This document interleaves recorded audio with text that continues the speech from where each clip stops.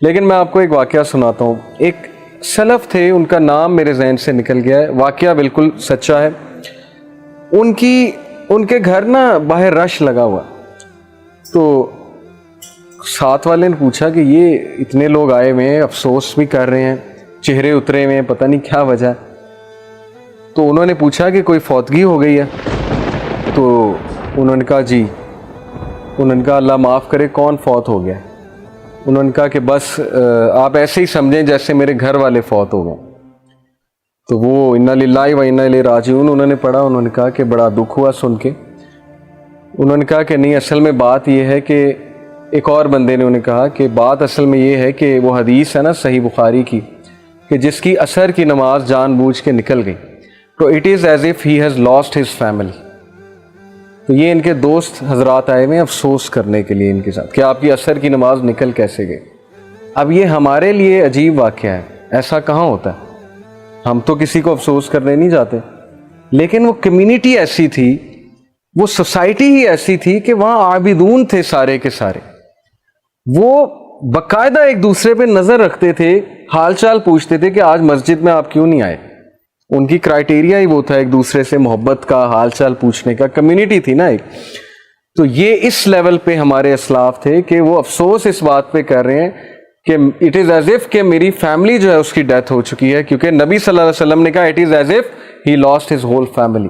اور ایک حدیث میں آتا ہے جس نے جان بوجھ کے عصر کی نماز ترک کی تو اس کے سارے اعمال برباد ہیں، یعنی اللہ کو پھر اس کے اعمال کی ضرورت نہیں ہے. یہ اس لیے ہے تاکہ ہم نماز میں پکے ہو جائیں، یہ ڈسکریج کرنے کے لیے نہیں ہے آپ کو. دیکھیں کانسیکوینس جب پتا ہو کسی چیز کا، انسان اس چیز میں کنسسٹنٹ ہو جاتا ہے، ہیومن نیچر ہے.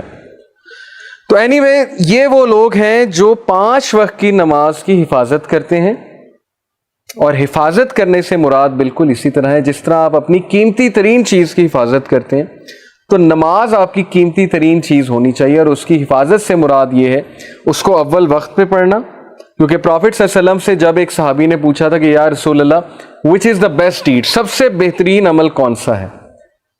اب پروفٹ صلی اللہ علیہ وسلم یہ بھی کہہ سکتے تھے غریب کی مدد کرنا، یتیم کو کھانا کھلانا، کسی کے سر پہ ہاتھ رکھنا، کسی کو خوش کرنا. ہیومینٹی یہ بھی ہے، اس کا انکار تو نہیں ہے، لیکن یہ تو بہت بیسک ہے. تو پروفٹ صلی اللہ علیہ وسلم نے کہا کہ اول وقت پہ نماز ادا کرنا یہ سب سے بہترین عمل ہے، افضل العمل، اول وقت پہ نماز ادا کرنا. اور پھر پوچھا، پھر تو پروفٹ صلی اللہ علیہ وسلم نے کہا کہ جہاد ان دا وے آف اللہ، اللہ کی راہ میں جہاد کرنا، اسٹرگل کرنا، اسٹرائیو کرنا. اور پھر پوچھا کہ اس کے بعد تو کہا being good to your parents, ماں باپ کے ساتھ حسن سلوک کرنا. تو جہاد میں دیکھیں بہت سی چیزیں آ جاتی ہیں، جیسے اس ورس میں بھی ہے نا کہ وہ اللہ کی راہ میں جاتے ہیں. اب آج کے دور میں اتنی ٹیمپٹیشنز ہیں آپ لوگوں کے لیے، یوتھ ہیں آپ لوگ، سو مینی ڈسٹریکشنز، ٹیمپٹیشنز، ہر کوئی لگا ہوا ہے غلط کاموں میں، ہر جگہ یہ باتیں ہو رہی ہیں. آپ کہیں کسی گیدرنگ میں بیٹھتے ہو گے، فضول قسم کی باتیں ہو رہی ہیں، وہ لڑکا اپنے قصے کہانیاں سنا رہا ہے، ٹھیک ہے، دوسروں کو امپریس کرنے کے لیے. تو بندے کا بھی دل کرتا ہے کہ یار میں بھی کروں. ٹی وی سیریز کی کہیں بات ہو رہی ہے فضول قسم کی، بندے کا دل کرتا ہے یار میں بھی دیکھوں اس میں ہے کیا.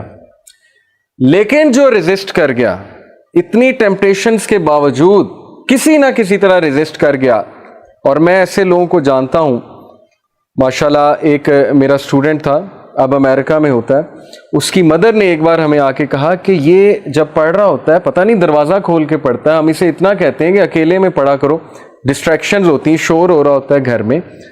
تو ہم نے جب اس سے بات کی تو اس نے کہا کہ اصل میں فتنے سے ڈرتا ہوں، آئی ایم اسٹرگلنگ، تو میں دروازہ کھولتا ہوں کہ مجھے میری نظر پڑے لوگوں کی مجھ پہ. اور وہ او لیول کا اسٹوڈنٹ تھا. ایسے لوگ ایگزسٹ کرتے ہیں جو اپنے ایمان کی حفاظت کرتے ہیں، جو اسٹرگل کر رہے ہیں، اسٹرائیو کر رہے ہیں، چاہے وہ سفر کر رہے ہیں، لیکن دے وانٹ گیو ان، وہ ہتھیار نہیں ٹیکیں گے. جیسے وہ اشفاق احمد کا ایک کوٹ ہے نا کہ جو بندہ بد کردار ہوتا ہے وہ کسی بھی کنویں سے پانی پی لیتا ہے، وہ یہ نہیں دیکھتا کیا حلال ہے کیا حرام ہے، اسے پیاس لگی اس نے کہیں سے ہی بجھا لیں گے. لیکن جو با کردار ہے وہ پیاسا مر جائے گا لیکن وہ اس کنویں سے پانی نہیں پیے گا جو زہر ہے، جو اس کے لیے خطرناک ہے. تو اس طرح کی یوتھ پتہ نہیں آج ہے کہ نہیں ہے، بہت ریئر ہے, بہت کم ہے, لیکن بن سکتے ہیں, آپ سب بن سکتے ہیں, آپ سب میں وہ چیز ہے, اور اس کا ریوارڈ بہت زیادہ ہے. میں آپ کو بتا رہا ہوں, اتنی ٹیمپٹیشنز آئیں گی, کبھی چیٹ باکس میں آئیں گی, کبھی واٹس ایپ میں آئیں گی, کبھی ظاہرہ فیس بک یوز کر رہے ہیں, پروفائل پکچرز ہیں, کیا کچھ نہیں ہے, یوٹیوب ہے, نیٹ فلکس کھولیں وہاں پر فتنہ ہے, ہر جگہ یہ چیز ہے, کسی جگہ جائیں گے وہاں پر فتنہ ہے. اتنی ٹیمپٹیشنز کے باوجود بھی جو لڑکا, جو ینگسٹر جمع رہے گا, اسٹرگل کرے گا اللہ کی راہ میں, تو اسی کے بارے میں رسول اللہ صلی اللہ علیہ وسلم نے فرمایا کہ تمہارے بعد کچھ ایسے لوگ آنے والے ہیں جنہوں نے مجھے نہیں دیکھا, وہ مجھ پر ایمان لے کر آئے ہیں, اور وہ کوئی نیک عمل کریں گے تو تم سے 50 ٹائم زیادہ انہیں ریوارڈ ملے گا. یہ صحیح حدیث ہے. وہ کسی گناہ سے بچیں گے, کوئی نیک عمل کریں گے تو 50 ٹائمز ان کو زیادہ ملے گا.